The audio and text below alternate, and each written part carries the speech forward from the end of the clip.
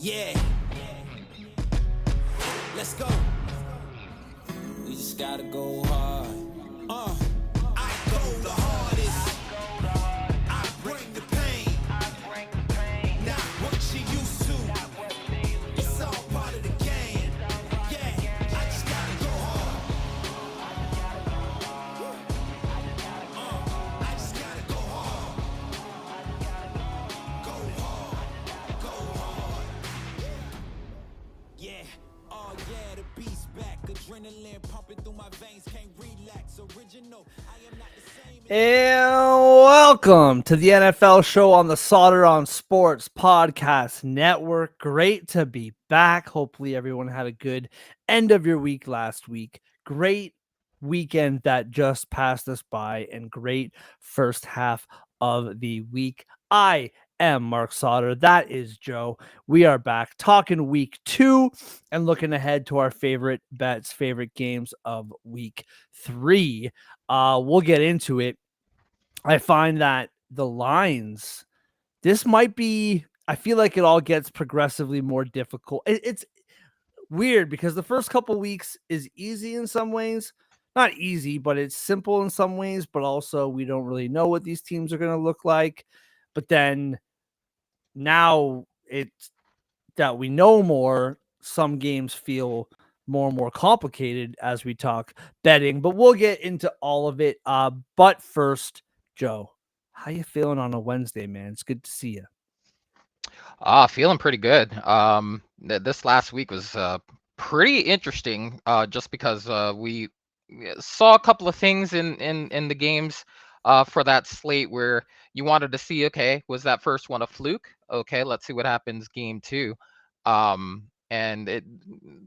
one thing in particular really kind of stood out to me that I would like to dive in a little bit. Requires me asking you a question. Absolutely love it. Before we get to that, and before I forget, when we're like 45 minutes into the show, this episode of the NFL show on the S.O.S Podcast Network is brought to you by First Round Collectibles. Right now, with our promo code SPORTS10, get 10% off whatever sports card you want in the entire First Round Collectibles store. They have ongoing sales all the time, currently up to 50% off, tons and tons of cards in the First Round Collectibles store.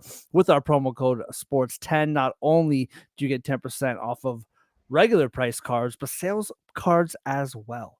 That means 20% turns into 30, 30, 40, 40, 50, 50, 60. You get the idea. Go to firstroundcollectibles.com today. Use promo code SPORTS10 for 10% off regular priced and sales price sports card. And as always, totalapexsports.com. We appreciate them having us on board.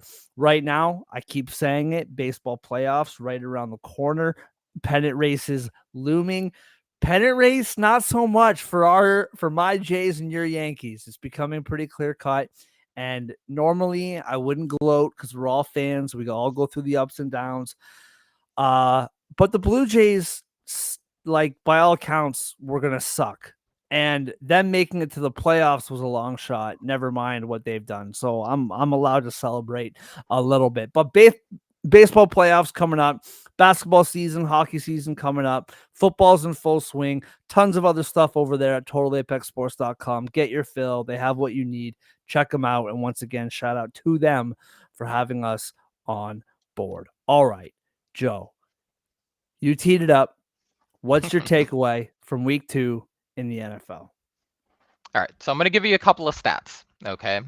And you're going to give me a guess as to who the player is, okay? Oh, This player is second in the league in passing yards, first in yards per attempt, second in yards per game, and sixth in completion percentage. Name that quarterback. I mean, I don't know it off the top of my head based on my own due diligence, but based on our conversations, I feel like we're talking about Danny Dimes. Danny Dimes is cooking on a level I have never seen him before, especially not in this jersey. So, Yeah.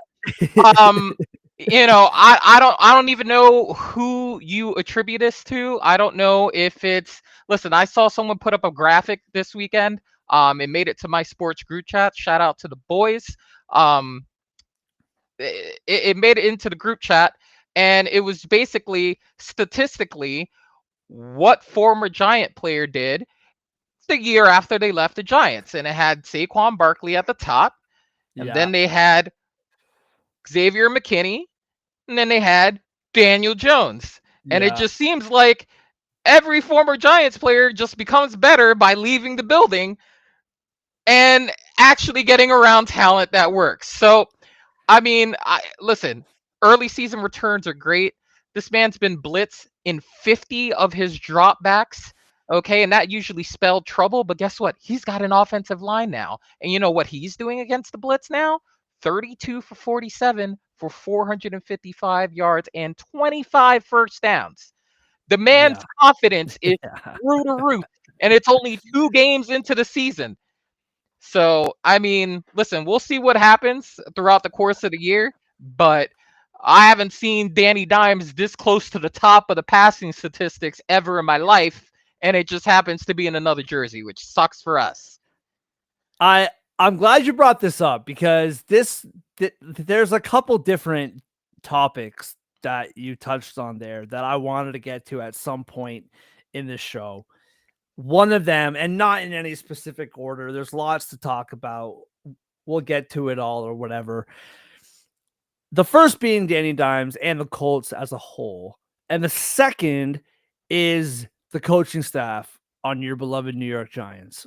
We'll talk about the Colts now, and we'll touch on the Giants later.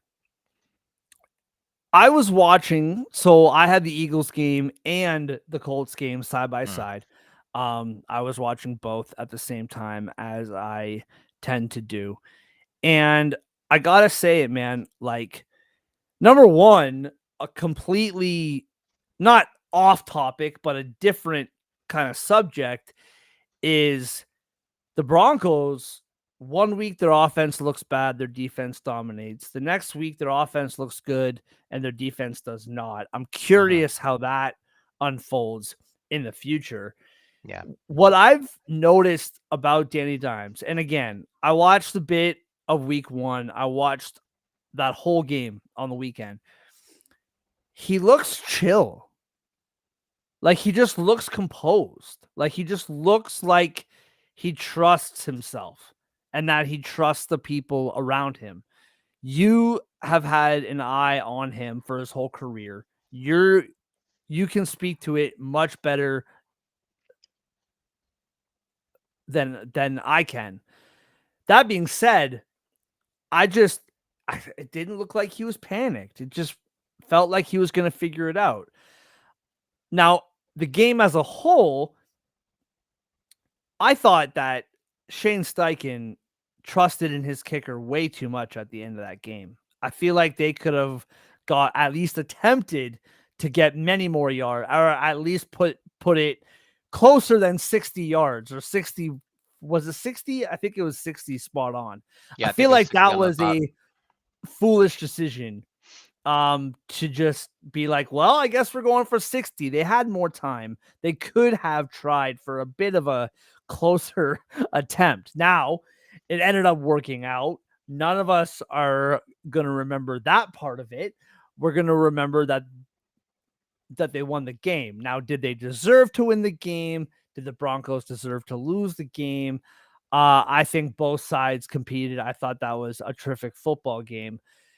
But man, it's so fun. And I have another thought on that I'll get to later, but it's so funny, man, because you remember we were doing the division previews and we went through every team, all the schedules, and I basically made the Colts 0-17. Like, every time another team played the Colts, I was like, well, that's probably a win. I can't remember what I actually gave the Colts, but I promise you it was under the number. I'm curious because they play the Titans this week, and you beat the Dolphins. The Dolphins look now like they suck, like they're awful. But you beat what I think is a really good Broncos team. So is it safe to just chalk this up with the Titans as like guaranteed win day? I don't think so, but it'll be curious to watch this moving forward. But man, through 2 weeks, it's not even that they just look great and Danny's cooking and Jonathan Taylor had a terrific day. He, uh, he just looks like he's not panicked back there, Joe. Like he just looks like he's just content with whatever comes his way, which isn't what I'm used to seeing from him. And I'm assuming that you feel the same way. The difference is night and day. And we can take, actually, if you just dig a little deeper in this whole thing, you could take this actually even deeper as far as teams or players leaving New York and then finding success elsewhere. Okay, because it's not even just the blue and the white; it's also the green and the white. Okay. If you dig a little deeper, Geno Smith used to wear this jersey also. And he also wore the other jersey, the green and the white. So he leaves and finds success elsewhere. Sam Darnold started with the Jets, could not find success there. Leaves the Jets, finds his way to the Vikings, and he finds success. There's something to be said about expectations in a high media market like New York is, and just having that dynamic be the thing. Like, you have to understand, there's not a single soul that was watching football in 2019 that said that this guy was a top 10 pick in the draft. Not a single person said that, but David Gettleman. That was the only person that believed this to be truth, okay? Because he was sold a bill of goods by David Cutcliffe, and he said, hey, I coached Peyton Manning, or I coached Eli Manning. This is your guy. This is your guy 1,000%. He's going to get you to the playoffs and possibly win one. Now, did he get to the playoffs and win a game? Yes, he did. Yes, he did. So if that was what he told old Gettleman, he didn't lie. But that was the only thing he did when he was here. So I'm just saying, there's something to getting out of the Big Apple, being in a nice, cushy, everybody's nice market like Indianapolis, where everybody's just really cool, really chill. Rest in peace to Jim Irsay, but he's a cool guy to work for, right? Did Jonathan Taylor and him have a spat about, the running back market and how much he deserved? Sure, absolutely. But by and large, everybody loved the man that played for him. You can believe that when they had the little ceremony for him and the Ring of Honor and that whole deal, the guy is beloved. Okay, so Yeah, it's a pretty cool thing to work for the Colts. Okay, some people might say, you know what?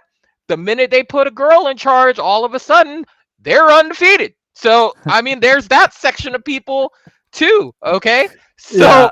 I say all that to say there's something about playing in Indianapolis where the expectations are not very high, and then playing in the Big Apple where even beyond a reasonable doubt, the roster's not great, but the expectations are still because of number 10. And so here we are. Here we are. And now he's cooking because the coach has faith in him. He's developing a game plan that's suited for his talents because the guy is sneaky athletic. Listen, is he, 4.3 40? No, but can the man move? I saw him run 80 yards against a team and trip on the 5-yard line. The guy can go. Okay, he's got 3 rushing touchdowns. Okay. Another side note about Danny Dimes: he had 10 total touchdowns last year in 10 games. You want to know how much he has this year? 5 in 2 games. Not a little, just a little bit salty about it, but here we are. I think that's really what it is. He's got a coach that believes in him. He's got a second chance in a 1-year contract to prove it, right? In his prove it contract, he got a win in the playoffs. So this is a prove it contract. I think the real telltale sign about him is when he has the money. Let's see what happens when he has the money. Because right now he just has this year's money. Just like he only had that year's money when he won against the Vikings in the playoffs. So yeah, we'll see what happens when he has the big contract. I mean, that's a whole thing to me. Like, and it's a different kind of conversation, but like, there was no gun to anyone's head to give him $44.5 million. Like, I don't know one person. Who were we competing against? Right. And I don't know one person who was like, that deal makes sense. Now, I know how sports works in the sense that the next guy up gets the big payday, but he wasn't really the next guy up. Like, he's not $6 million less. I'm like butchering the vocabulary here, but like Joe Burrow, Jalen Hurts, Justin Herbert, like those guys are like the 50 millions, right? Yeah. Is he only $6 million worse than that? At the time, that didn't make sense to me. So I have one other thing to point out, and then I think we should segue because I actually really want to talk to you about this. In Tennessee next week, in LA to take on the Rams the week after, home to the Raiders, home to the Cardinals. That's your next 4 games. I think they could go probably 2-2 in that stretch, just based on what we've watched. Minimum 2-2, right? 4-2. Then you have the Chargers in LA, Titans again week 8. I think again you can probably go, I don't know, 1-1. Then you have Pittsburgh, Falcons, the bye. Then you have the Chiefs. That's week 12. That's pretty 50-50. Like some tough games in there, but some winnable games based on what we've watched. If they just turn into a pumpkin and they just become what we thought they would be, then this whole conversation is a complete wash. But based on what we watched the last couple of weeks, that whole schedule is about 50-50. From week 13 on, man, they have the Texans, who I think they like might be bad. Like, we can have that conversation later. I'm not liking what I'm seeing from the Texans. I think there's a lot of factors there. The Jaguars, I think, are bad. Seahawks, Niners, Jags again, and the Texans to wrap up the season. I mean, this is about a 50-50 schedule. The rest, like, it's not a gauntlet, but there's some tough games and there's some winnable games. So I'll be curious to see what happens. Oh man, Brady, this guy can't help himself. Is Nathan Rourke, who, for those who don't know, the quarterback for the BC Lions, had a cup of coffee in training camps and as like a 3rd and 4th stringer in the NFL. Or Daniel Jones more talented. I mean, I don't know, man. Like, I think if you're talking just talent, I would say Nathan Rourke is probably more talented, but like, what does that really mean? Like the NFL, listen, I love the CFL. I love the CFL product. And in many ways they're different sports, but, it's just, the NFL, you can't even compare it, man. The fact that Daniel Jones is in the NFL, you have to give it to Daniel Jones. I do think if you're talking about like raw talent, like Nathan Rourke certainly has it. But okay. So I want to move on here. And again, this is just a topic that I wanted to talk about. We're getting to it a bit sooner than I thought, but that's okay.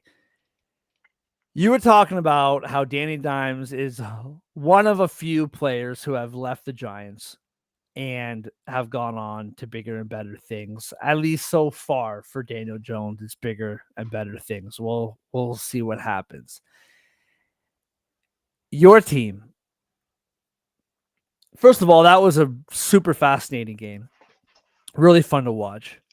As an Eagles fan, I would rather them be in like a rock fight with the Cowboys. I would love to see just both teams suck and it be like a 6-3, win by someone. But both offenses look terrific. Russ did his thing. He did his thing even at the end when they lost the game. That he was still doing his thing. That was still his thing. That was still his thing for sure. Yeah. My question is this to you. You're talking about players moving on. I, as someone who's not a Giants fan, but I pay attention to this division and I watch every football game every week. I think when I say this, you're gonna say, yeah, like no duh, Mark. That's the most obvious thing I've ever heard you say. But to me, this isn't about the quarterback. It's not about the offense. The offense did their part. It's not even about the defense. The defense was not very good. It was good for the first half of the football game and then kind of fell apart. To me, it's this coaching staff, man. Like, I don't know the decisions that were made from a personnel standpoint, how that defense couldn't hang on for 19 seconds. To me, that talks more about coaching than it does the players. And maybe I'm letting the players off the hook. I don't know. I should remember this, but who is the player who had 4 penalties on the same drive? Oh, I I don't even want to talk about James right now. So this is the thing. That's From a insane. coaching standpoint, after 2 of those penalties, you should be off the field, right? Like, how is he still there? How is he still in a position? I don't know, man. I was just watching that game and I was thinking this coaching staff is awful. That's all I was thinking. And again, as a Giants fan, I don't see our guy Jordan watching. I'm sure he's out there somewhere. Your guys were probably saying, well, welcome to Earth, Mark. Like, thank you for that. Pretty But much. that's like the first, like, I haven't felt it stronger than I felt it the other day. Yeah, I mean, listen, he's playing a premium position, right? So, the thing with him is a young guy. We're still missing Andrew Thomas. Andrew Thomas would have been great yesterday. I think if Andrew Thomas was in there yesterday, we score more than we should have in that first drive. Like that first drive very easily could have set the tone. And that's not to say that we didn't score a lot of points, because we scored a lot of points, obviously, but like when you lose by the little margin that we lost by, every little point that you missed out before counts. Like that counts. And so we lost out on a very easy 7 there because one guy decided to have 4 penalties in the same flip and drive, and then act the fool when he gets to the sideline, acting like he has no idea why he's there. What do you mean? You were a walking flag. Like, literally, like if this was soccer, they would have just stopped throwing the yellow one and just would have given you a red one just to get you off the field. You would have been off the field anyway. And I'm surprised he wasn't off the field when he took a swing on someone in one of those penalties. So it's like, you know what? I don't care to find out what happened to James and why that happened. All I know is that it cost us points at the end of the day. And it is that on coaching? I mean, they've been there longest, right? So at some point, it's got to be them, right? At some point, if we've changed the players, if we've changed the quarterback, if we've changed, literally everything else except the coaching staff and the GM, then it's got to be the both of them, right?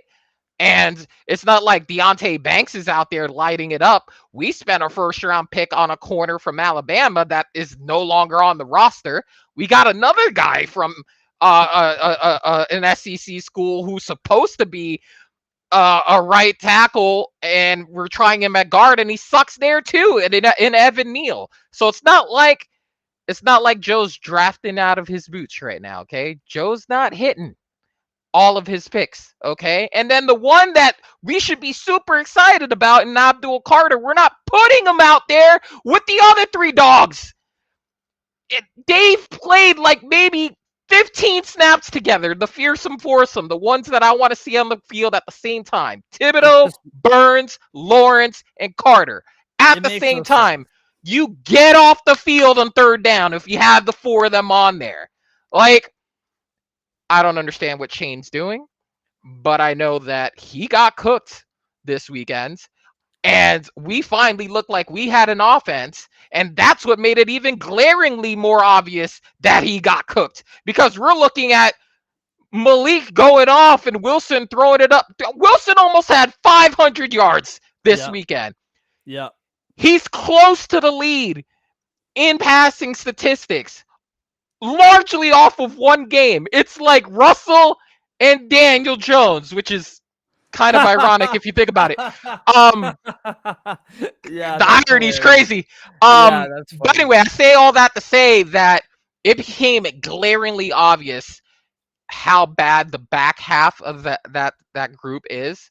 It became glaringly obvious how poor the linebackers are in coverage. I think they get confused a lot when they have to play some coverage. I think Drew Phillips is a flop. I think Deontay Banks is a flop.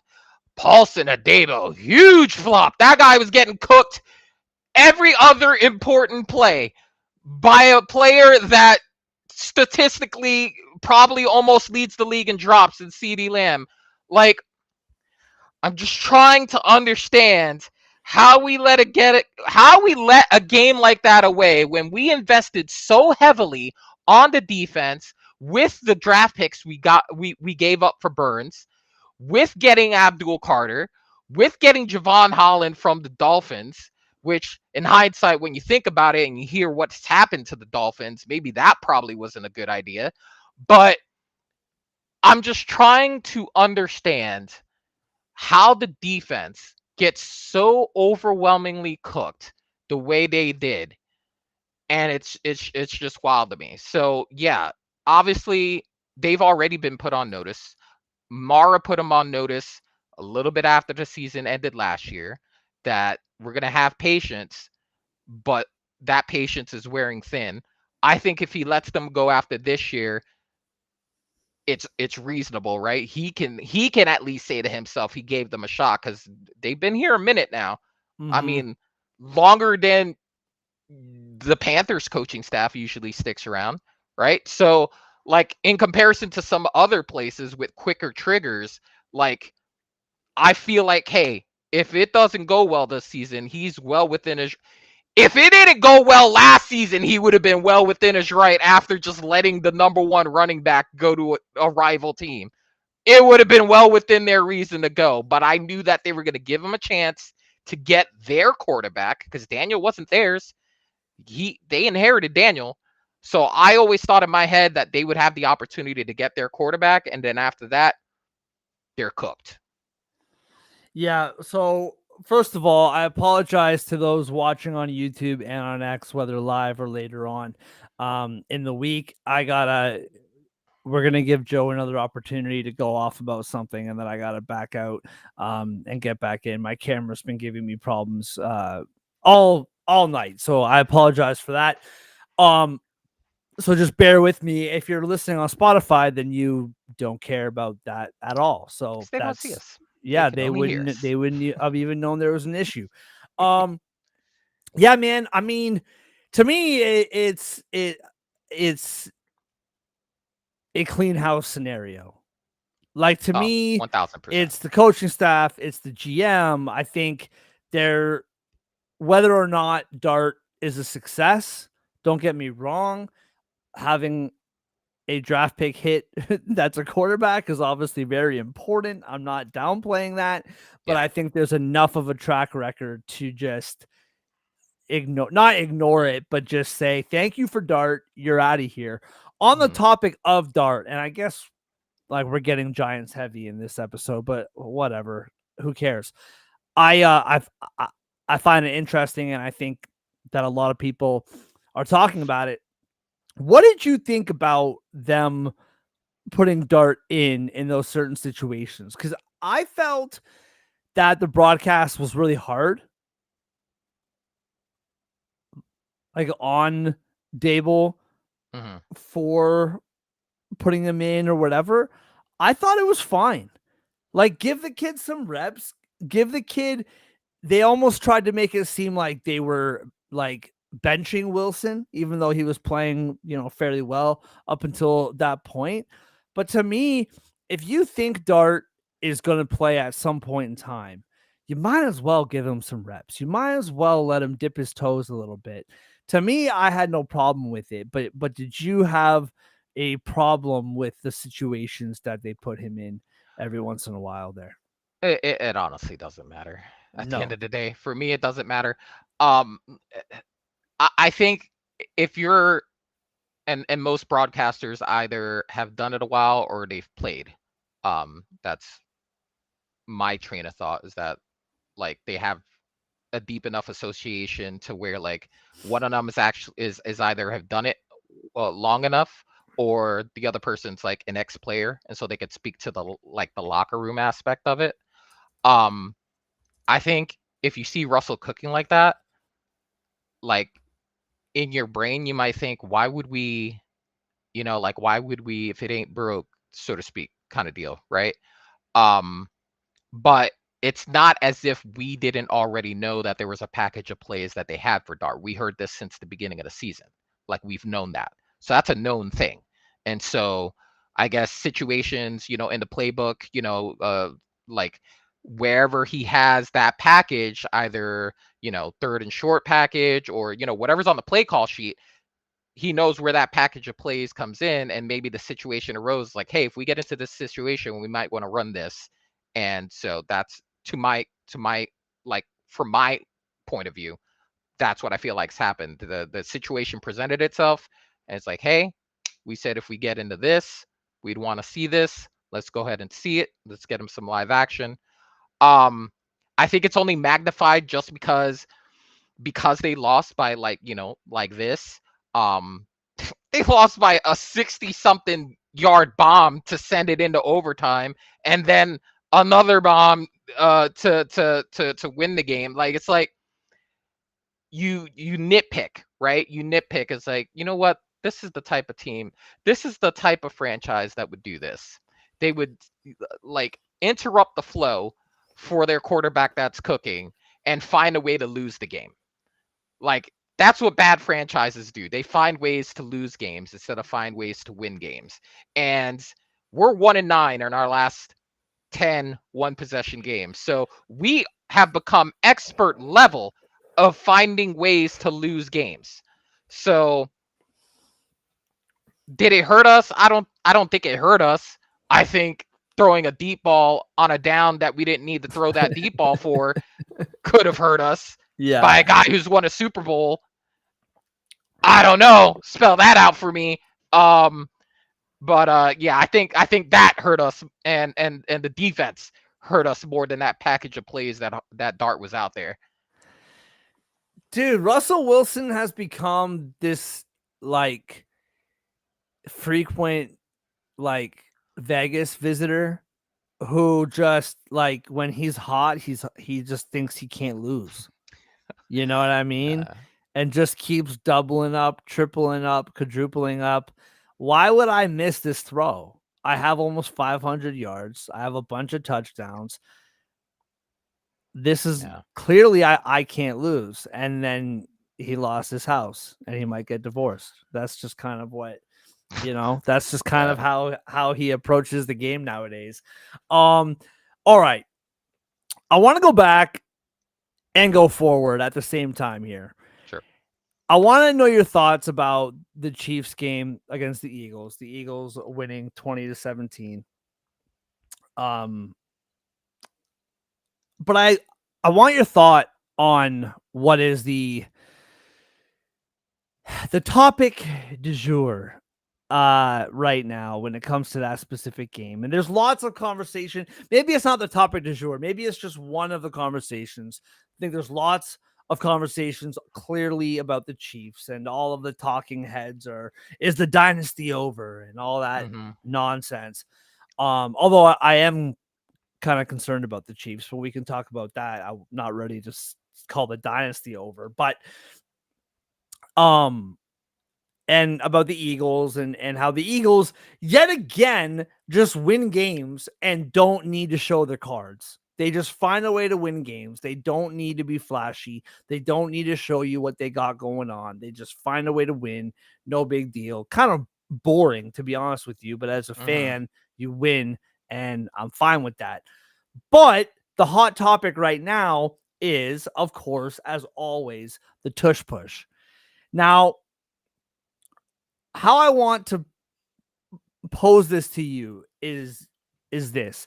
You and I have never talked about the tush push as far as I can remember. Maybe we have. I, I can't recall. I have defended it always. Yes, I am a fan of the Eagles. Understood, heard, and understood. Gotcha. However, to me, the Eagles are the only team that can do it with the success rate that they do it. Different teams try it. It's not as successful. The Eagles are just good at it. And I feel like, yes, people want to say that people are going to get hurt, which hasn't really been proven. They want to say it's a disgusting looking play. It's not fun to watch, which to me is like whatever, man. The like normal QB sneak, that's not really pleasurable to watch either. Like it's not like it's just this some brilliant looking play that's beautiful. Like it never has been. And if it's ugly to watch, what does that have to do with anything? Who cares? Like what? It doesn't make sense to me. To me, it doesn't matter if it's successful and it's legal. Then who cares if it looks pretty or not? You know how many games we watch that are not pleasurable to watch? Like that Falcons game, they won the game. That was not a pleasurable experience for 3 hours. Like, you know what I mean? That has So more to do with the talent on the field than it I does. gotcha. I know. I am reaching a little bit, but you get my point. However, and this is what I meant by saying I want to go back, but also go forward, is if you think that is not a safe play, if you think that someone's bound to get hurt, everyone involved in the play hates it. Like Jason Kelsey has come out and said he hates it. Jordan Mailata has come out and said like they all don't like it. But if you think that's not safe or whatever, and you can run this play, also the Eagles just basically false started every QB sneak or every tush push in that Chiefs game, and they do it fairly often. I'm not saying it hasn't happened before then, but against the Chiefs, it was pretty obvious just from watching it on my couch. But if that's okay, and what the Broncos did to get a penalty to nix that failed field goal, like to me, my head kind of fell off. Like, I don't like that penalty. I think that we see it pretty often. What's it called? Like leverage or whatever. Yeah, Like to me, that's actually been a thing. And I don't it mean to cut has you off, been. I but know. there's a particular old time player that has referenced that exact penalty as the reason why the tush push should be disallowed Right. is because there's a certain leverage with having your running back push your quarterback into like them using leverage, and the reason why they outlawed the using the back of another player to get leverage on your jump to block the field goal was hurting people. Then why isn't it the same thing when you've got quads of steel back there in 26 pushing the quarterback into the opposing defensive line? So And that's my point, Joe, is that while I have defended the tush push always, and I'll continue to do so, if I'm going to go back on my point, that if the tush push is fine and they looked over it during the summer and the last couple summers, really, and it's no big deal, then whatever that was uh, during the final moments of the Broncos game, that should be okay too. And to me, I don't know. I hated it. I didn't like it. I know it's the rule. I know it has been a rule for a long time, but I hated it. I think the Broncos should have won that game. Obviously, they didn't because of that penalty. I also think that their defense wasn't very good. So I'm not fully blaming that that play. But that was kind of my thought process is if they keep looking at this tush push and they keep saying that's okay, then that whole like leverage thing, that should be fine too, in my opinion. Yeah, I don't see that happening. But I agree I with just you. don't see it happening. So, okay, Chiefs. When Mahomes is your leading rusher, you have a problem. When both of your receivers are out, both of your top receivers are out, and Travis Kelce is screaming on the sideline and then Also dropping. responsible for one of those receivers being out. Yes. Yeah, exactly. And then dropping touchdowns that should be caught by a tight end of any level, rookie or otherwise. Um, what do you make of this Chiefs situation, man? Because I'm not willing to go as far as the dynasty's over. I think that's ridiculous. However, and I know that Rashid Rice will be back in what 4 weeks, 5 weeks. He'll be back. Xavier Worthy, I'm assuming it sounds like he'll be back in the next week, 2 weeks. Yeah, they didn't put It him on does, IR, so yeah, he yeah, and he was trending towards 3 or questionable. 4. Yeah. Yeah, and he was questionable for the first half of last week. Is that enough? Because I feel like something is weird with this team, and I say that fully understanding that they went 15-2, and it didn't really look pretty at any point in time last year. But like you lose to the Chargers, and I think the score was actually kind of flattering. You lose to the Eagles. I don't know, man. Like, what do you make of it all? Well, I mean, you have to understand with their record last year, they won a unreasonable amount of one-score games last year, and you Yes. can't just expect to duplicate that year after year. That's an anomaly. So just by that virtue alone, you kind of expect that to come a little closer to the mean, a little closer to the average. I mean, same thing with my Giants. Like my Giants are 1-9 in the last 10 one-score games. So it's like that's basically that. So with that coming back, regressing to the mean, so to speak, um, their vulnerabilities are now uh, they're accentuated, right? Because the running game is not getting going. Pacheco had the whole offseason to get right. He wasn't right for a good majority of last season, even towards the end, so much so that they were just primarily really just using Hunt and Pirine towards the end of the year. We didn't see much of Pacheco for like the whole last half of the season. And here he is, supposed to be healthy, supposed to be good to go. And it's just not getting done. And it's not like Andy Reid is some he's not a harbog, right? He's not going to go out there and run 45, 50 times a game and try to win the football game that way. It's just not going to happen. 26 is kind of a high number for Reed called games. So to be honest, I mean they ran it. They just didn't run it effectively. Between Yeah. Hunt and Pacheco, they're the same guy essentially. Like if we're playing Madden, Pacheco and Hunt don't even reach 90 on the speed scale. They're not running away from anybody. They're going to be somewhere between 85 and 88, and they're just going to try to find a pocket in there to try to break one. But they're not running away from anybody. They don't have that type of back in their lineup. They just got a mid-tier, shifty within the little confines of this, and they're going to try to run you over. So, maybe the lack of having a dynamic back is why he doesn't run it 30, 40 times a game, or the fact that, they're paying 50 something $million to a quarterback who's probably going to be top 3 when it's all over, ever. Maybe that's why it's just the balance is so out of whack. But I mean, their vulnerability is that offensive line. It has been. Anytime they've made it to the Super Bowl and not won, that was a glaringly obvious situation. Was that right tackle position specifically? Um, I think Josh is doing yeoman's work on the left side.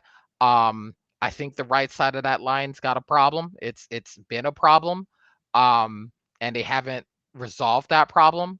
I think they have like a first round pick that they had that was supposed to man that spot. He didn't work last year, and that's why they had to get Josh Simmons in the draft this year. So they moved him out to the right side, and I think he's playing out of guard or as a swing tackle. He's not getting the job done over there. Um, their two best linemen are in the interior, and it's Trey Smith and Creed Humphrey. That's their offensive line. And Josh is going to come into his own, obviously, on the left side, and he'll be fine eventually. But the lack of being able to move that line of scrimmage, it's affecting the run game because they don't have a guy that can go east and west and turn it upfield. They don't have that guy. All their guys are straight north and south. And what are they running into? A freaking wall. And so their average per carry is like 1.3. And that's why Mahomes is leading the team in rushing, because he actually has the ability to get to the outside, and they have to worry about the threat of him passing from outside the pocket. So he has the element of surprise, and he also has a lot more quickness than his two running backs. So yeah, like you said, if your quarterback's leading, unless your name is Jackson and Josh Allen, if your running back's leading your team in rushing, you've probably got a problem. You've got a problem. They don't have a dynamic back there. All those guys are plotting backs back there. They don't have a guy that's got like Tyreek Hill speed back there that can break one. So that the offensive line and the inability to consistently hit the deep ball. I think that one that they finally hit to Thornton, he missed like 2 or 3 other times Yeah, he to did. Thornton already. It was either an overthrow, and the one that he hit was just finally on the money, but the lack of consistency there is the problem. So what happens is safeties now get to come in, and they're sending a little bit more towards the run, and when they're packing it in there, that's why your backs are averaging 1-2 yards per carry, because they're expecting, oh, if they're going to run, they're going to be right in front of us. They're not going here and they're not going there. None of those guys are quick enough to get over there. So they're going to be right in front of us. And all they have to do is just stay in their gaps and make sure they fill the holes. And that's why they're not successful running the football right now. And then they have the lack of the deep ball consistently to get the safeties to back up. So Yeah. that in a No, microcosm is what their problem is. yeah, that's a really good point, and I think that's what stood out to me. You're talking about with Thornton, the one like overthrow by Mahomes. That was the interesting thing, is that Mahomes was the reason in large part why that game was close. Not that the Eagles scored a million points, but when Mahomes had to, he used his legs. And he talked about it, how he typically saves his legs for the playoffs. But Valid. but in the last 2 games, he's felt like he's needed to use his legs, right, to win games. And not just this game, but last week's game against the Chargers as well. But there were some balls that were just off. And that was something to me that we just don't really see, haven't really seen. That was curious to me. Again, I'm not saying they're going to miss the playoffs. I'm not saying that they don't have a chance to win the Super Bowl. Clearly, Buffalo is the better team right now. I personally think Buffalo was the better team last year too. And guess what? The Chiefs find a way to win in the playoffs. So I'm not going that far. However, I do think this is something to watch for. And if getting, Worthy back is like the magic potion, and getting Rashid Rice back is the magic potion, then great. But there's something that does feel off. And even on like the defensive side, it just feels like it's Chris Jones, right? Like the defense played well ish. But it just feels like it's just Chris Jones. And after that, I don't really know what I'm looking at.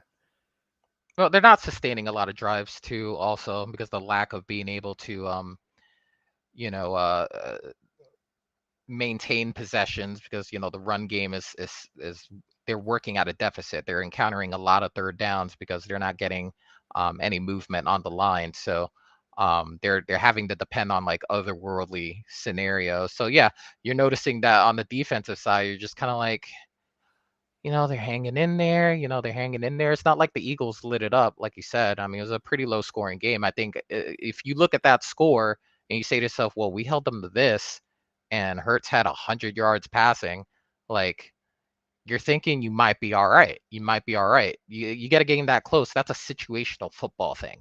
That means a possession here, possession there, missed shots deep to Thornton, missed third down conversions because you're setting yourself up in third and long, and Mahomes is having to do otherworldly stuff to get you a first down.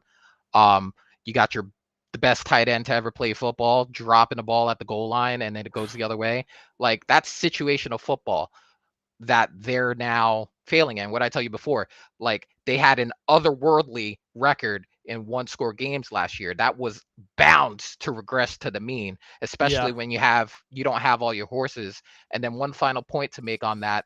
Another dynamic that they were missing because Worthy was out were the jet sweeps. He's the only guy that can get around the edge as far as like a skill position. So those bubble screens, those kind of jet sweeps where they can get him in the space and get him with the wide receivers blocking for him and the tight ends blocking for him on the edges to have a rush that exists on the outside.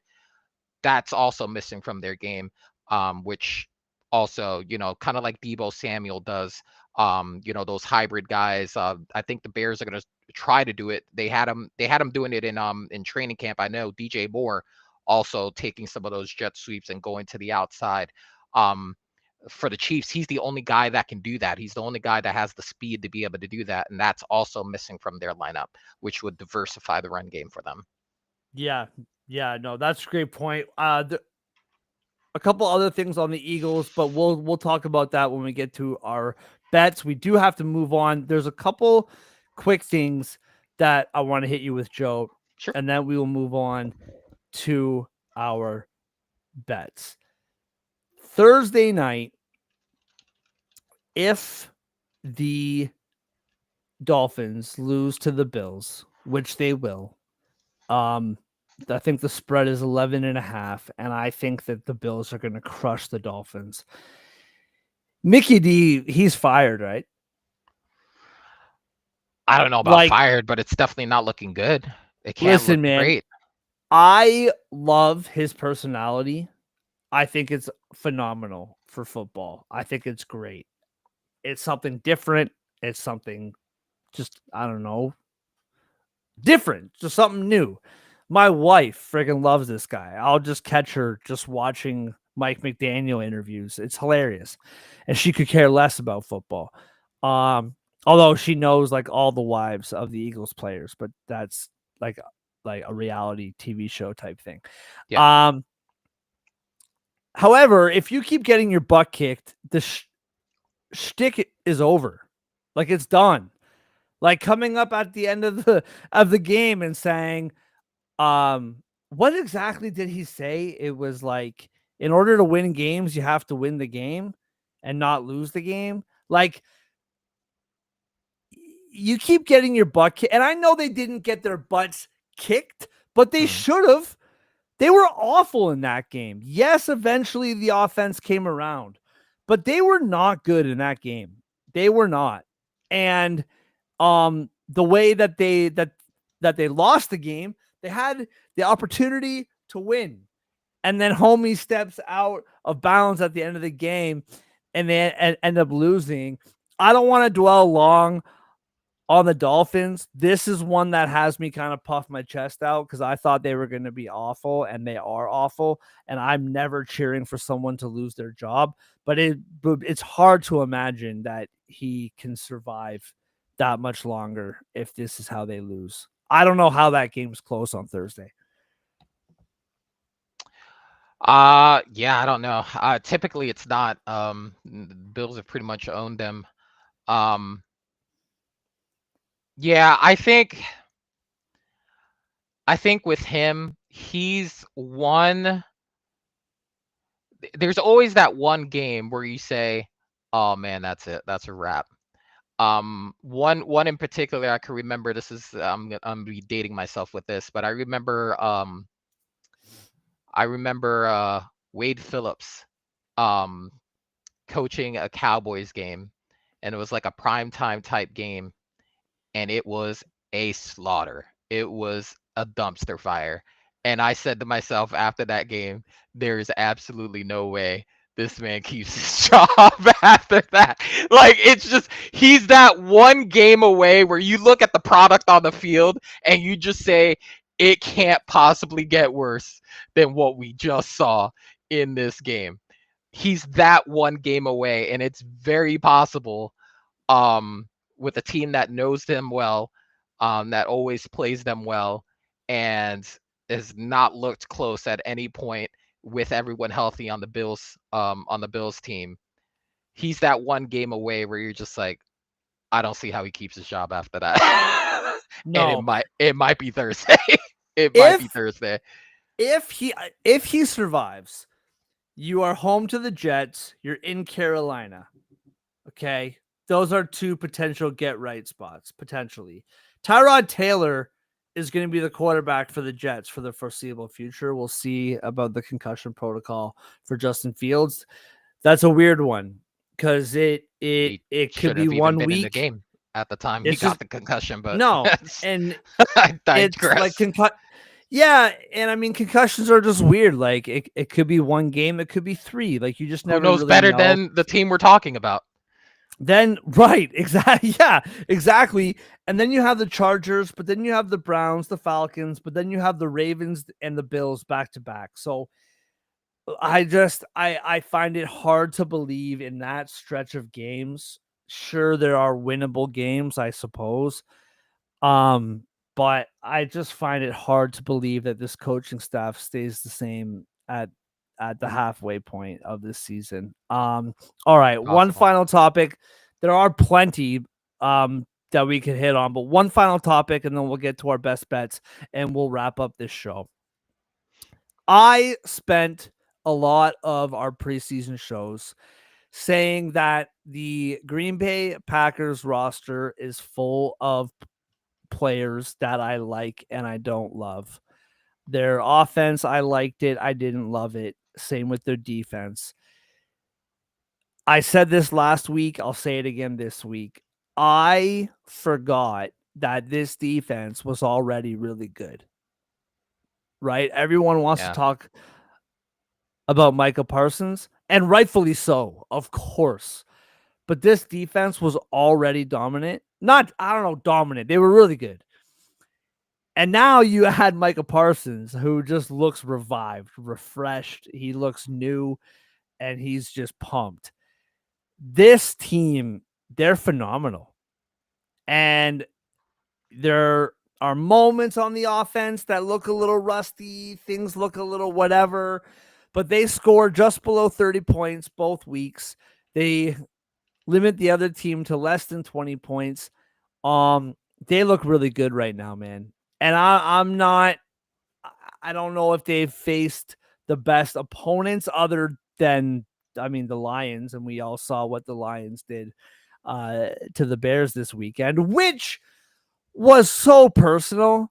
Like, they scored points. They went for it on 4th down and scored touchdowns. Like St. Brown's last touchdown, the game Yeah. had been over for like an hour and a half. Unnecessary. Like, they just did not care, man. They They're were like, yelling Ben, F Ben Johnson in the dude, stadium. It was they're pretty like, nuts in there. we are killing this guy. Like, going for it on 4th down when the game has been over for an hour and a half. It's just hilarious to me. I have time for it. I love it. I think it's great.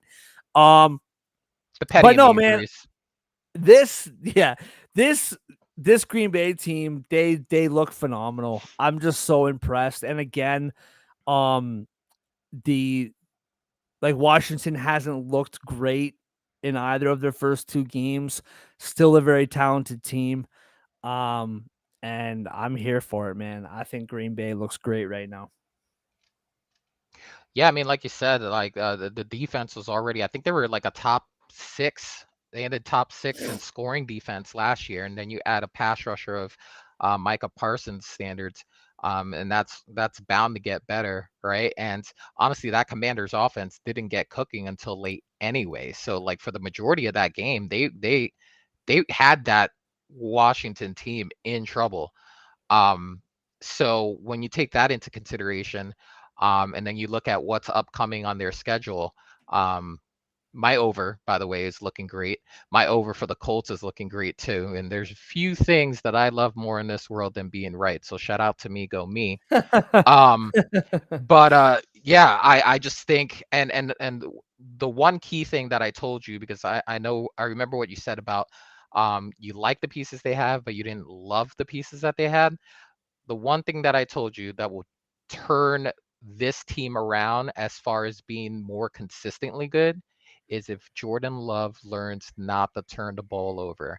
Yep. Let me tell you, he's got 0 turnovers Yep. in the first 2 games. No interceptions, no fumbles. He has not put the ball anywhere else but the grounds or his team.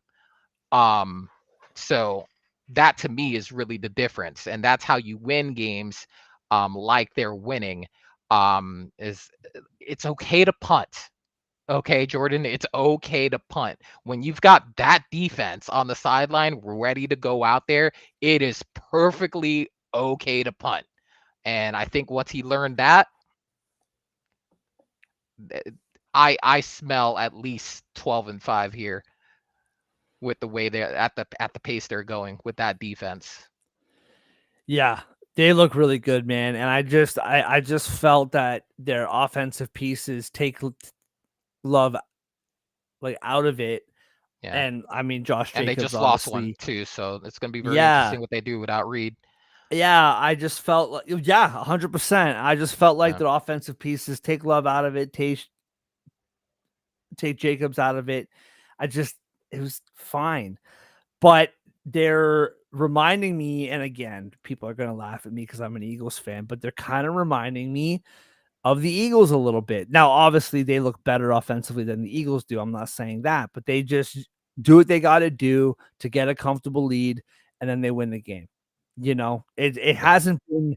It's not gonna be Oh, pizzazz or flashy, but yeah, they just find a way to win. So, yeah, absolutely I agree.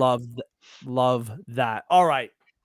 Thank you once again, everybody, for joining us. These best bets for the NFL show brought to you by First Round Collectibles. Promo code SPORTS10 for 10% off your order on sale and regular priced items at firstroundcollectibles.com and totalapexsports.com. Forgot to mention in my first ad read, they have a health website, pop culture, video games, betting, fantasy, sports. They got everything. Check it out. TotalApexSports.com. All right, man. You're first up.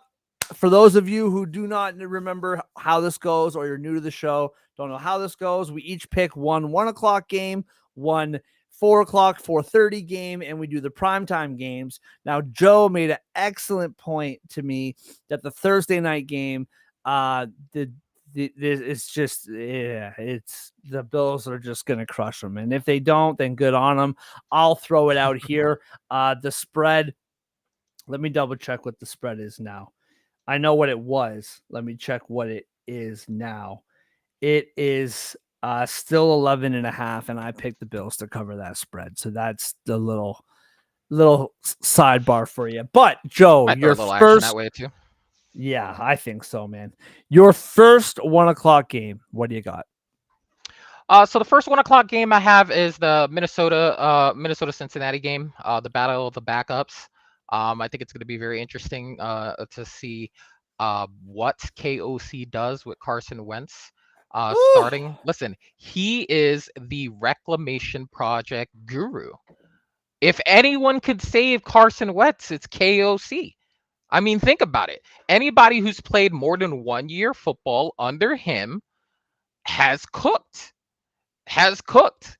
Sammy D parlayed that into a $33 million a year contract with the Seahawks, and Yep. Daniel Jones just riding the bench behind him. He parlayed that into a 1 year 14 with Indy, and he's the second best. He's the second best quarterback statistically in the league right now. So listen, whatever he is the Midas touch, except for McCarthy apparently. He Yeah, is the we'll find Midas out, right? touch. So it's going to be very interesting to see Carson Wentz battle it out against Browning. I'm picking the Bengals here at plus two and a Yeah. half. And it's just because it's not just McCarthy for me. Like the offense as a whole hasn't been great. Aaron Jones has not looked great. I think he's at this stage of his career where he's I a think he's third down out. Is he back. not? He's out. He's out. But I'm saying Yeah. I'm just talking about the offense as a whole. I'm not Right. putting it 100% on McCarthy. I just think the whole package hasn't been great. And maybe the run game hasn't been great because the pass game hasn't given them a reason to not stack the box. Maybe Yeah. that's it. I don't know.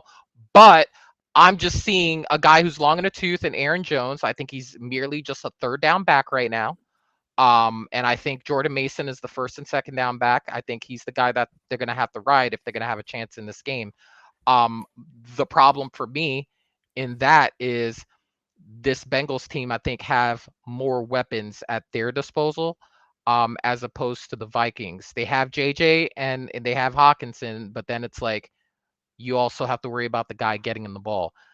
Jake's been in that offense for the last 2, 3 years. He's played significant time because Burrow can't stay healthy. So he's seen a lot of football.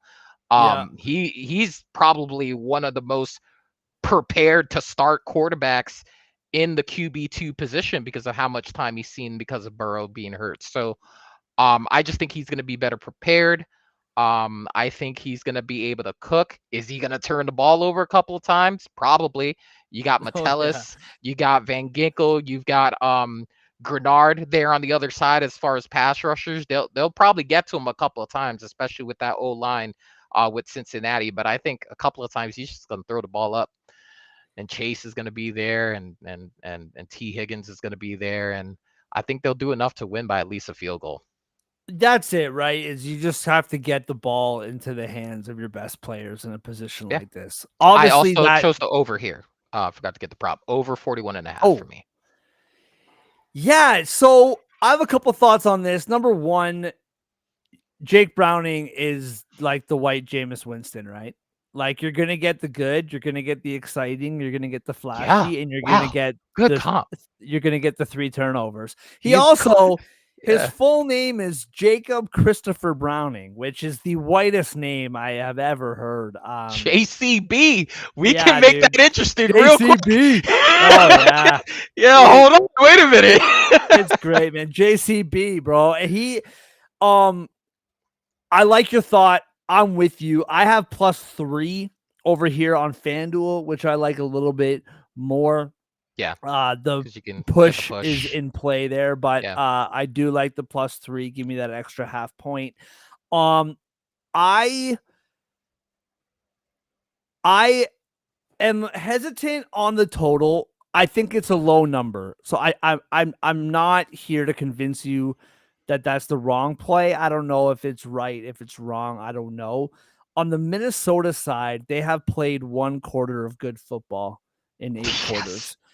Carson Wentz, I'm not taking away what you're saying about the quarterback guru or whisperer or Hmm. whatever you want to call it. The good news is that McCarthy has been ruled out early. So there's a full week of practice here. Yeah, he's gonna get all the Um, reps. so that's good. Yeah. It's also his first week actually being on the field as the guy. So my expectations are super low. What I will say though, just to quickly, so I'm right there with you. I like the Bengals here too. I don't love the total. I'm staying away from that, but I do like the Bengals. The one thing I just want to say here, I know a lot of people are blaming the O-line for this, right? For Burrow and him being hurt again or whatever. And I hear you. I understand it. To me, Joe Burrow loves holding on to the ball and loves like making plays go longer and finding ways to get the job done. Inevitably, whether you have a good O-line or a bad O-line, this is what's going to happen.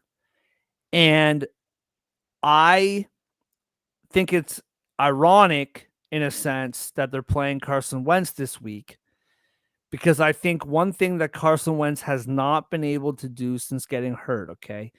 I'm an Eagles fan. Carson Wentz was incredible. He was phenomenal. And 2 years in a row, he had really, really bad season finishing, right? Like he got hurt badly 2 years in a row. What Carson Wentz has not been able to do is redefine himself and redefine his game.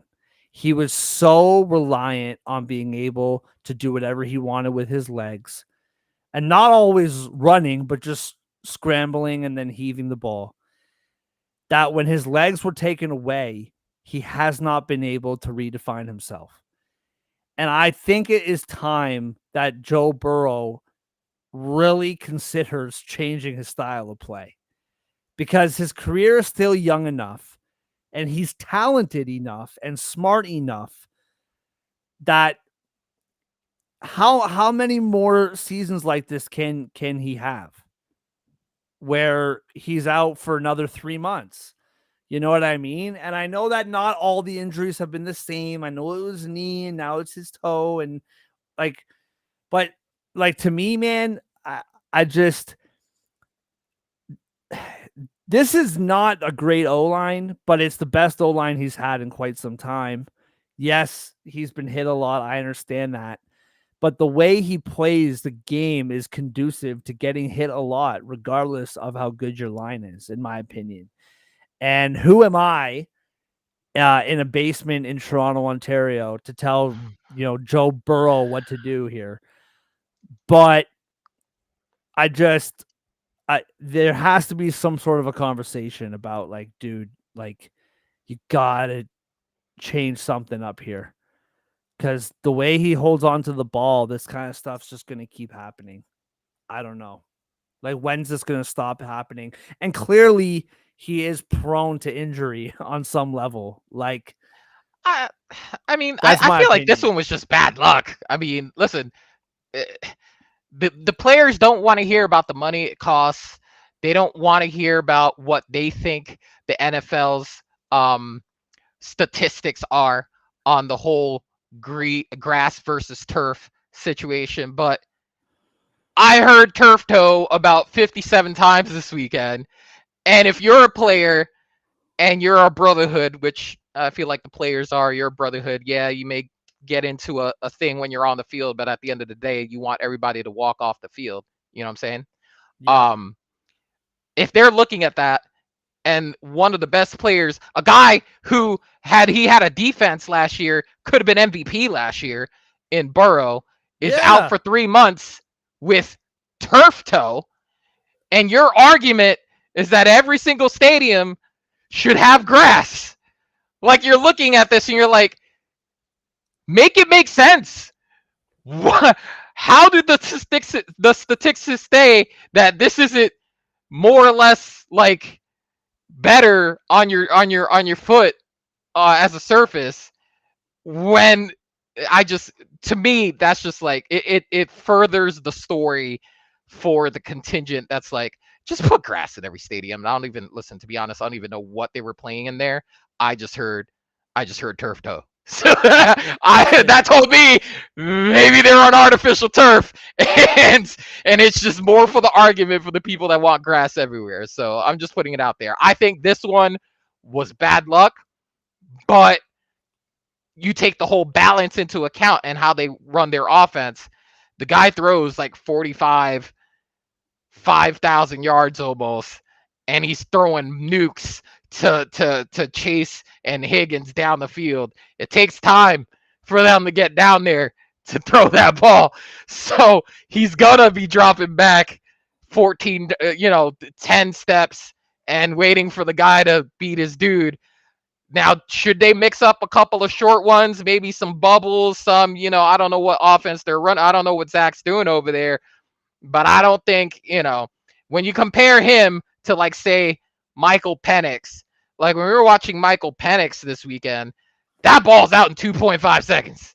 Yeah. That 1, 2, 3, boom. Oh, blitz coming, 1, 2 to the flat. Like, he knows the ball's getting out. Is he going to throw for 400 yards in a game? Probably not, because he's not gonna have the ball long enough for a wide receiver to do that more often than not. So I get what you're saying. If he played a little bit more like Penix and quick releases, maybe grind out drives as opposed to trying to go for 45-yard past the corners. Maybe he stays a little bit healthier, but I think this particular was an isolated turf toe, and unfortunately he's out for 3 months, which sucks. But Yeah. I think that had more to do with just bad luck than the way he plays football. Yeah, and I mean, I do understand, like, when you have those two guys on the ends, like, you're gonna want to extend Yeah. the play as long as possible to get those guys open. I'm just thinking long term. Brady in the chat, give Chase Brown more carries. What's hilarious about this is Definitely going to now. I agree with Brady, but Brady's just so Canadian. I love it. Like, give the Canadian more carries. Let's go.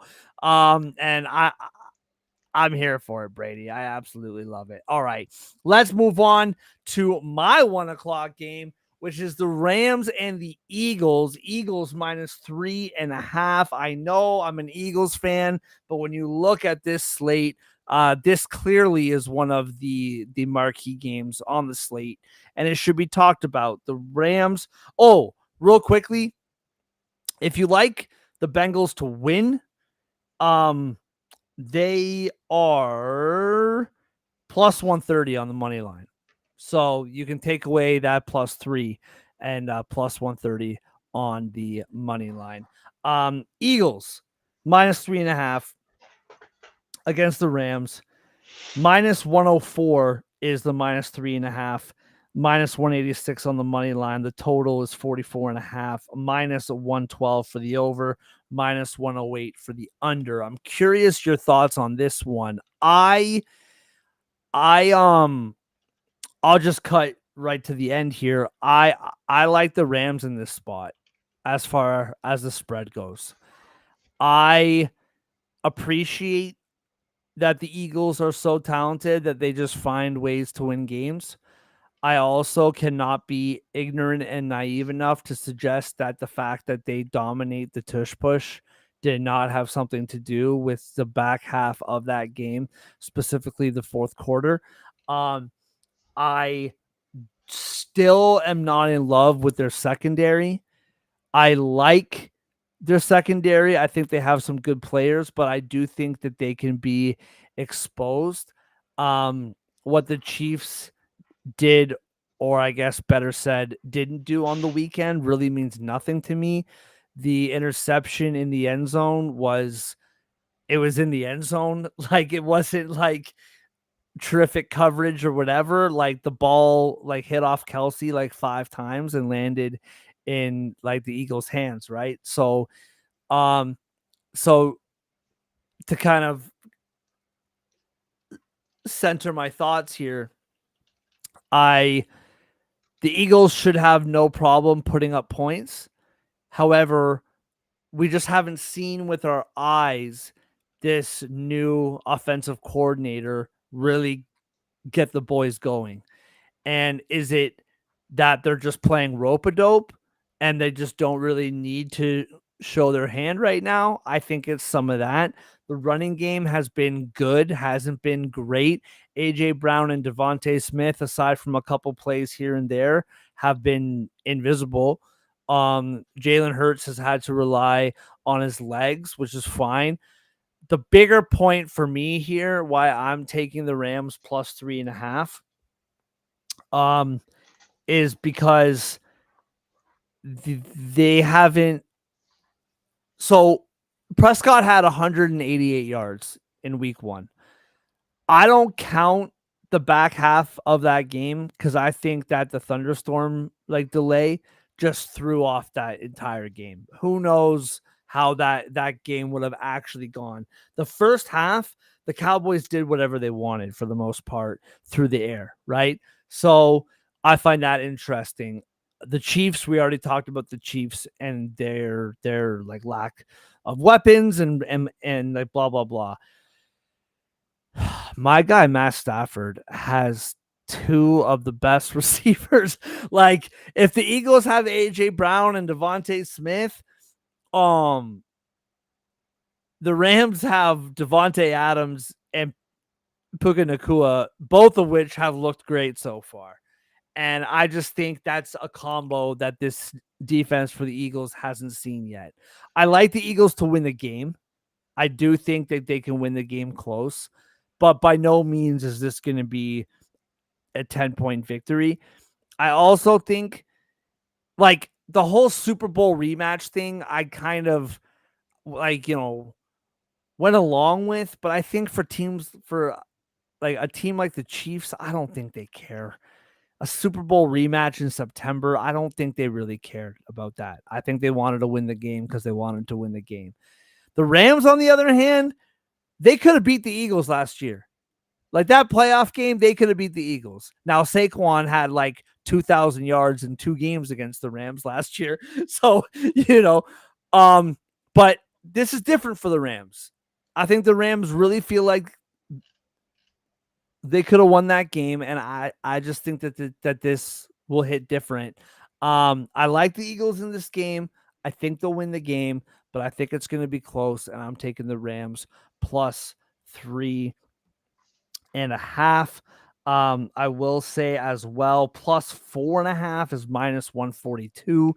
A little bit juicier if you want a little bit more wiggle room. And Matthew Stafford over 1.5 passing touchdowns is plus 114, which I think is really good value. So that's my prop of the game. Once again, I like the Eagles to win, but I think the Rams will cover. It's very interesting. So same player, different prop. I have also the Rams plus 3.5. I took Stafford's over in yardage, Yeah. which on my book is at 220.5. I think that they're going to force Stafford to try to beat him, because I think if the Rams have their way, Kyron Williams gets like 25 carries and tries to hit 100. And I think they'll do enough to keep. They'll call the game to keep it balanced. But I think they'll do enough to where he hits that yardage because of what you said of having Pook on one side, Devontae on the other. I think they'll be able to handle one of them, but that corner 2 spot for the Eagles is a problem. Okay. Yeah. Whoever they have there always gets cooked. I think Mitchell's good on one side, but it's the Adoree Jacksons of the world. It's whoever mans that second side that always gets cooked somehow. And now that you have a 1A and a 1B in your wide receiver room, that I think that'll be enough to get them over the yardage barrier. Yeah, I'm right there with you. Shout out to Derpy Entertainment for chiming in on YouTube. F the Eagles and the tush push. It's sad what the NFL has become, letting scumbag fan base like the Eagles win Super Bowl and actually have a franchise QB. We did talk about, if you're just joining us, Mr. Derpy or Mrs. Derpy, we did talk about the tush push at the beginning of the show, so please go back and watch and let us know what you think. Yeah, I had a this was the first time watching the tush push last week where I was like, is this maybe the beginning of the end? Maybe it is, but we'll talk about that. It'll still be here for this year at least. They're not going to just randomly change the rule in the middle of the season, but we'll leave that for another day and we will move on. I'm ruining the whole shtick. What's your second game? I spoiled it. Your second game, Joe, Denver in LA against the Chargers. What do you got? Well, for one, I have not been as high as you've been on the Broncos. You were very high on them early. Yes, I was. I did love the hearing how much time he had spent with with Drew Brees in the offseason and kind of, trying to get more intel on the Peyton offense and how to run it and how to be more of an asset, more of a leader for the team. I just the product on the field hasn't looked great. And then seeing what the Colts just did to them last week and getting cooked, and the way that the Chargers are winning football games this year, where there are more passes on first and second down in a Greg Roman offense that I've ever seen in my entire lifetime watching him call football games. Um, it's an easy pick for me, even with the 2.5. Like you would think 2.5, 1.5, that's a pick 'em game. I don't care. Give me the Chargers minus 2.5. Um, I just think that this is there with what we're looking at in the Chiefs. I think they're seeing the opportunity. They're seeing what's in front of them, and they're like, this might be the year we can get them. They look not great. So, I think they're going to try to feed off the momentum that they've had the last couple of weeks. And my prop pick for the game is Herbert's over in yardage, which is set at 233.5. All Mm, three wide receivers that they have out there in the three wide receiver set are cooking. Johnson yeah. over their top, cooking. Him and Keenan Allen, they parted ways for a whole season. He came back and they haven't missed a beat. And we Yes. know Lad's gonna do Lad things. Um, and I just love everything about what's going on with their offense right now. I will say they'll probably try to incorporate a little bit more balance just because what they saw Jonathan do with the Colts last week. I think Hampton and Harris are going to be licking their chops. But I just think they'll do enough to balance it out to where that play action is going to be lit this weekend, based on what I saw last week. So give me the Chargers. Give me Herbert on the over on his yards. Yeah, I love that. I'm right there with you. I like what I've seen. The injuries on defense concern me. That injury on the offensive line, I can't remember the guy's name. I apologize. That I'm wondering how long that lasts before that comes back to bite them. However, listen, man. So to your point, uh, Hampton still hasn't quite been as advertised. And Najee Harris still isn't 100% right, is what it looks like. I think eventually that'll round out and that'll be okay eventually. I said during the Chargers preview show when we did the West, I made a very strong point that everybody just plopping Justin Herbert in as a top 5 quarterback, no questions asked, doesn't make sense to me. I made that whole case. We already talked about it all. And I stand by what I said. I don't think I said anything offside. I watch these games like everybody else does. I know he's talented. I know he's good. But there's been, for as many high moments as there's been just as many low moments as well. He looks dialed in right now. Like, he looks great. He looks really good. And It I helps. just It think, helps when the guys catch the ball too. yeah, 100%. Like I said about Danny Dimes, which I'm not comparing Justin Herbert to Danny Dimes, but like I said about Danny Dimes at the beginning of the show, I do feel this like swagger, this confidence, this comfortability that I haven't really seen from him before. I feel like over the offseason, he's like grown. He's just out there with his supermodel girlfriend wearing like tights that like Allen Iverson would wear and like slides, like no big thing. Just he doesn't care, man. His girlfriend is like dressed to the nines and he's wearing sweatpants. Like the guy's just living his life and like just doing his thing. I really like what I've seen from him, man. And I think, you know, that the defense for the Broncos played really well in week 1. Now, on the one side, it was against the Titans, so who cares? But it was a game in the NFL against players in the NFL, and their defense was great. You know what I mean? There was Like, an NFL logo on all the jerseys. you know what I'm saying? I know it's the Titans and Cam Ward first game, all that. I get it, but they still looked great. They were exposed last week. What Bo Nix are we gonna see? The Chargers defense has been pretty good. Pretty good. Now if you're looking at all the metrics through 2 weeks, they're 12th in sacks, 6th in picks, tackles 23rd. So through 2 weeks, you're looking at the metrics, it's kind of whatever. But if you're watching the games, they look really good. And so I'm right there with you, man. I hate buying in on the Chargers. I hate it with all of my being. I have talked about this on the few football shows that I've done over the years. When I'm, talking with my buddy, me and my buddy John, we call each other up every week and we go over our favorite picks. And I've said this for years. The Chargers love to lose and they find ways to lose. And I hate tying any sort of wagon to the Chargers. However, through 2 weeks, they look really good. And I'm already breaking my own rule and I'm completely buying in on this team. So Yes. I'm right there with you.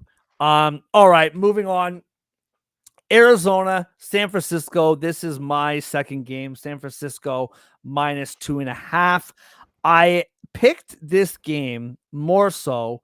So hold on, I'll just finish that here. Arizona minus 2.5. Minus 142 on the money line. Cardinals plus 120. Over 44.5 at minus 120. Under minus 102. Now, the Cardinals have done what they have needed to do to beat two of the worst teams in the NFL. So take that for what it's worth. The Saints, however, are friskier than people may have thought. They've been in both games that they've played against these same 49ers. They had a position at the end of the game to win the game. I mean, so the Saints aren't like, rollovers. The Panthers were getting their butts kicked and the Cardinals let them come back and they had a chance to win the game. I don't like the injuries that are piling up for San Francisco. Do you know what's going on with Brock Purdy? I read a report that he's going to be out multiple weeks, but there's conflicting reports that he could be back this week.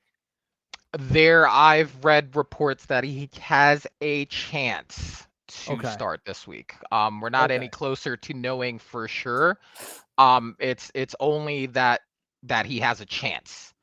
To start this week. So I think it's going to be one of those things where like, what is there a chance he furthers the injury more by playing? Is it safer to just hold him out because of what we saw Mac Jones do last week? Because Mac Jones wasn't bad. No, he wasn't, man. The game was closer than I thought it was going to be. Now, granted, in my group chat picks, I did pick the Saints because I watched 2 years of Mac Jones and the Patriots, so that was enough for me. To say that this was they covered. This was going to be. I don't know if they covered. I just picked them outright as far as win lose. I did pick the Saints to win, and they had a chance late, but Rattler's gonna Rattler. So anyway, I say all that to say I did not. My expectations were very low for Mac Jones last week, and he actually showed a lot of good promise. As far as should Purdy miss more time, he could be serviceable. So we'll see what happens there. But yeah, he's gonna try to go. But we don't know for sure if he's gonna be cleared. He'll probably need to have at least one practice before the weekend before I think they'll be like, okay, at least we've seen him in practice before a walkthrough. For sure. He might be able to go.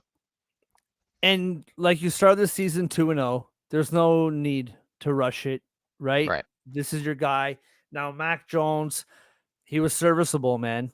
And that's like Kyle Shanahan's whole thing is It Yeah. doesn't really matter who I put back there. We're gonna find ways to win the game. So And you're also paying Brock now, like the 100. bill Oh yeah, the Bills yeah, do. So yeah. yeah, Oh yeah, so now you really want to protect your investment moving sure, forward.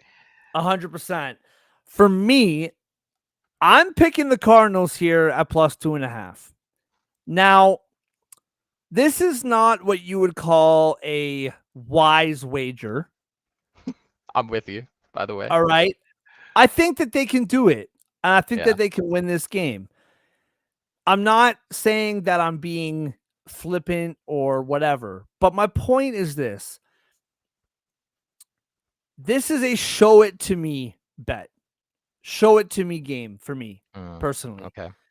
You beat the Saints, you beat the Panthers.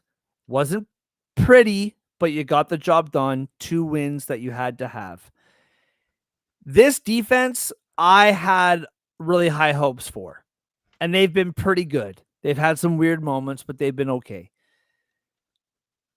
Now you are playing the most talented team that you have played up till now. So, Josh Sweat, the other players that they added, show me what you got. Kyler Murray has been good enough to win games. Hasn't been incredible, but he's done what he's had to do to win games.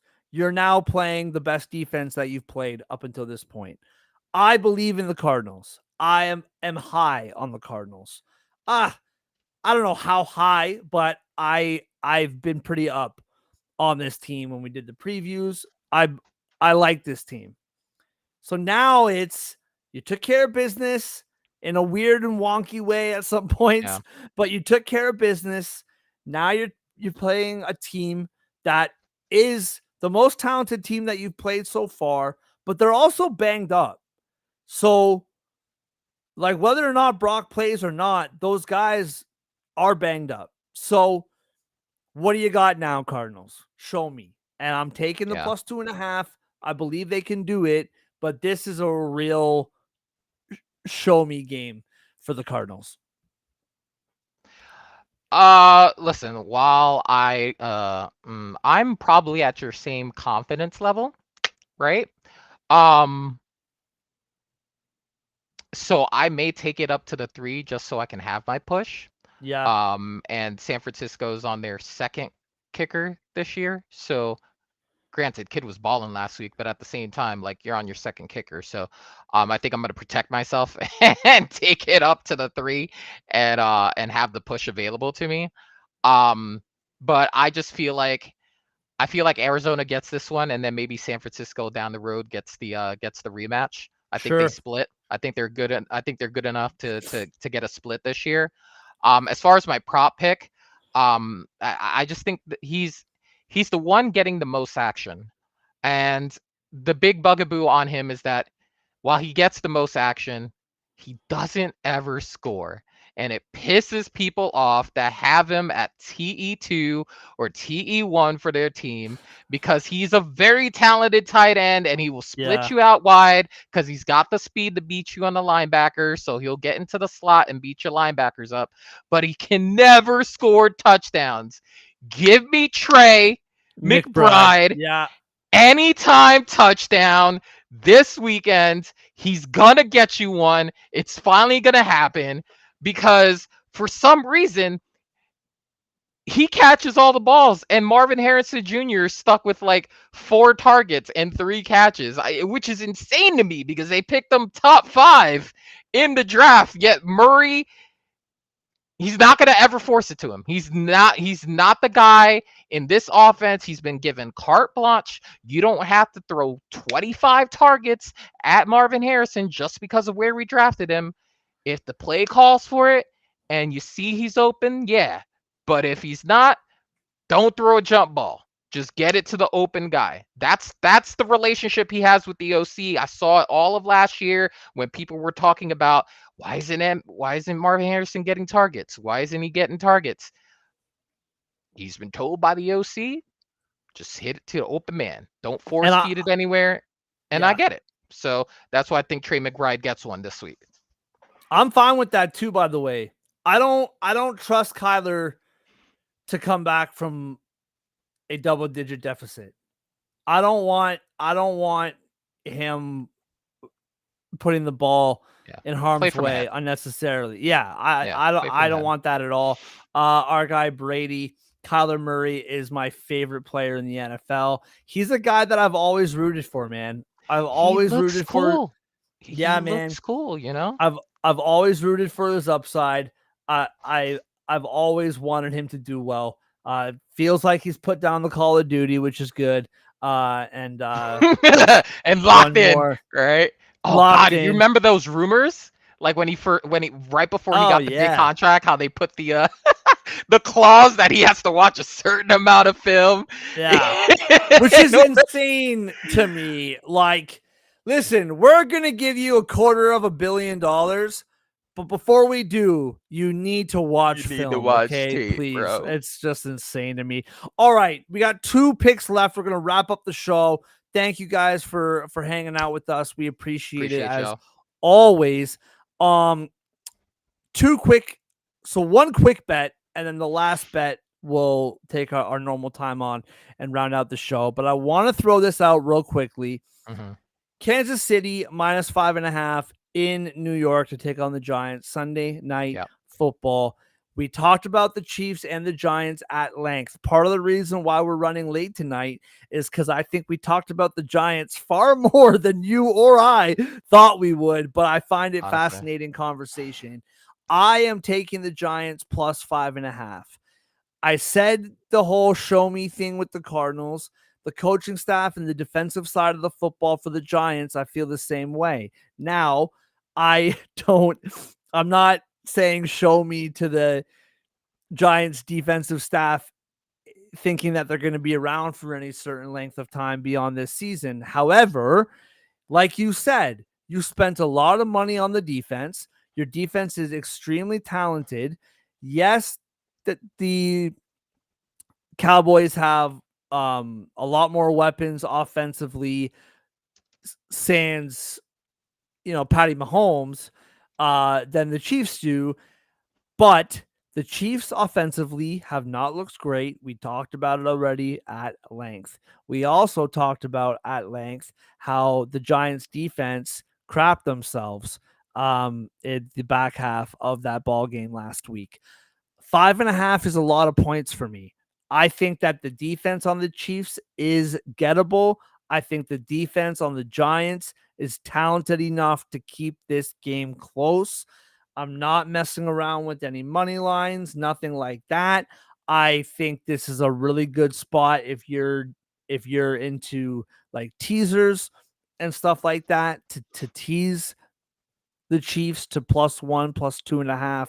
I think this is a really good spot for that. I like the Giants +5.5 just to throw the rest of it out there. +5.5 is -102, +220 on the money line. Over is 44.5. -270 for the Chiefs on the money line. I'm not going in depth on any props or nothing like that. I just think this is a good spot, and 5.5 points I think is a lot. Like, yes, the Giants are the Giants. I get it, but the Chiefs haven't showed me anything on like offense, or defense for that matter, that can justify a -5.5 on the road, even if it is against the Giants. Yeah, I'm I'm also going Giants +5.5, and it's really it doesn't have a whole lot to do with the restored confidence that they gave me in the offense last week. It really has more to do with what we've seen from the Chiefs so far this year, and how that Chiefs offense is so predictable right now. I pretty much laid it out for you as to how their offense looks. In the absence of their skill positions, they're a very predictable offense. Their running backs are not going to run away from you. They're going to run in between the tackles, and they're going to be running into Dexter Lawrence all night. So it's going to force them to kind of look like what they did last week and try to manufacture points that way. And Mahomes is probably going to lead the team in rushing again. Um, the pass rush is going to get home. Their offensive line is not stout enough to handle what the Giants are going to be bringing. Last week they had, I think, 3 or 4 sacks, one each to 3 guys that I really like. I think Burns got one, Thibodeau got one. I want to say Dexter got one, but I might be wrong. But I know for sure the other 2 did. And I think they're just going to attack that right tackle all night long. And I think if they lose, I think it's by a field goal, because I don't think the Chiefs can generate enough offense to separate from them. Yeah. Yeah. I'm right there with you. All right. So we got one more game to get to. Detroit in Baltimore. This is a I um I I'm confused as to maybe confused isn't the right word. This spread seems really high to me. Like I 5.5 in Baltimore. When the Ravens played a good offense, they gave up 41 points. When Detroit played a good offense, they gave up whatever it was, 28 points or whatever it was to the Packers. I know that the Ravens offense has looked incredible for 2 straight games. I get it. And I know it was against the Bears, but the Lions just won by 30. This seems high to me. I don't know where to go with it, if I'm being completely honest. Like, I would rather have a full 3 days to come back on Monday and give you my professional opinion. I don't know where to go with this, man. I feel like the way Baltimore has been playing offensively, do you think that the Lions can keep up to the same level that the Bills did?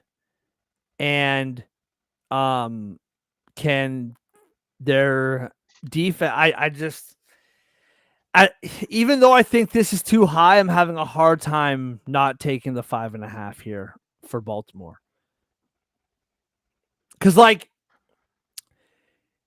we were talking about after the game against the Packers, what's this Lions offense without Ben Johnson? What's the blah, blah, blah, blah, blah.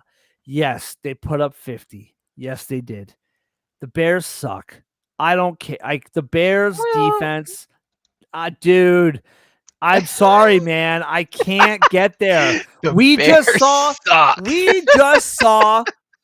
Now, maybe the word I mean, they suck kind is of an do, but overreaction, okay? Maybe that's an no. overreaction. But we just saw the Vikings. We just saw the Vikings, okay? The Yeah. only good quarter of football that the Vikings had was against the Bears in a game that the Bears should not have lost 100 out of 100 times. That's fair. That's valid. I'm not saying that the Lions therefore aren't good. I'm just saying, is that enough for me to take them on the road on Monday night in Baltimore? I don't know if it is. And the money line, even, like, okay, the 5.5, that's fine. The Lions were what, 15-2 last year? Like, they're Yeah. they're plus 198. The Ravens are Yeah. minus 240. Like, Yeah. that talks to me, man. Like, that's crazy in my mind. I mean, I see what they're seeing. I can kind of see what they're seeing. It's a combination of things, really, right? So, um, we saw what they were against a really good team first week, and we're like, oh crap. And then we saw what they were against the Bears, against a person they have intimate knowledge of, right? So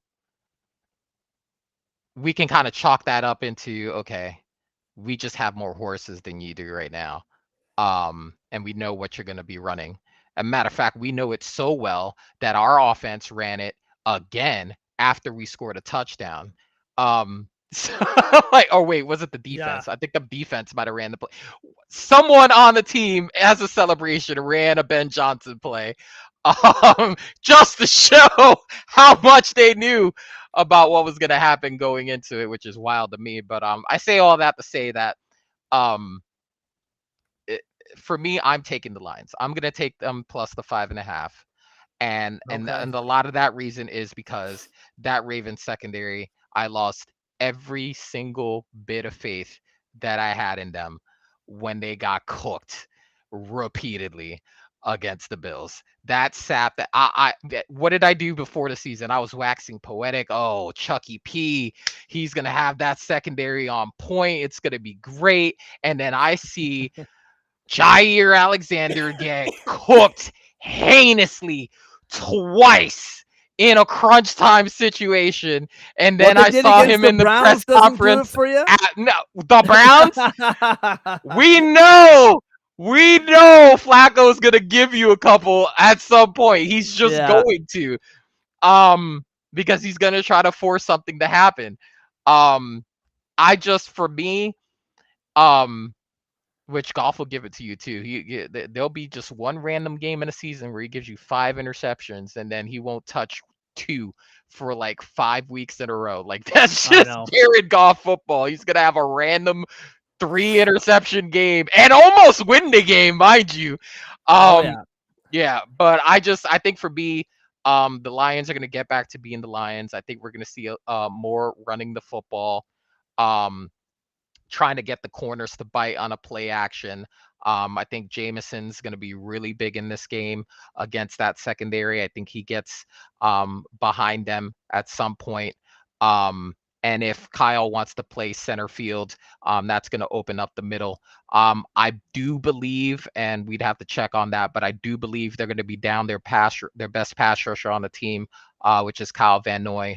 He's definitely injured in some way, shape, or form, and I saw him on the injury report. Forgot what he had, but even if he does play, it'll probably be at less than 100%. And their pass rush is suspect already. So that means that Goff is going to have time.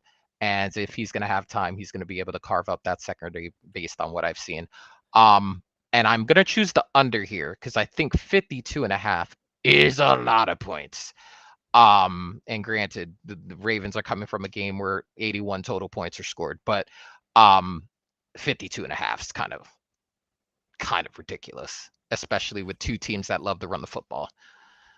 It's ridiculous. I mean, the over is hit. I mean, on Sunday it hit for both teams, and it hit by a mile for both of the Ravens games. So it'll be interesting to see moving forward. All right, let's wrap up the show. Joe, give me your best bet for Sunday or Monday. Honestly, it may be kind of risky.